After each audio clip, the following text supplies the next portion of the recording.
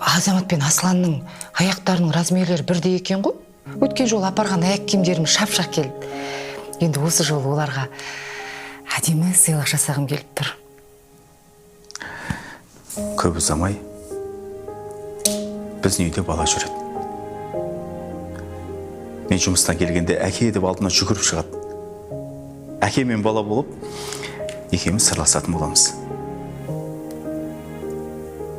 Біреу ғана емес, бірнеше бала жүрсе ғой. Мен көп балалы ана болғым келеді. Біз ойлағандай бәрі бола қойса қане. Бағымызға қарай көреміз енді. Балалар сізге аманат. Анашым, кетме!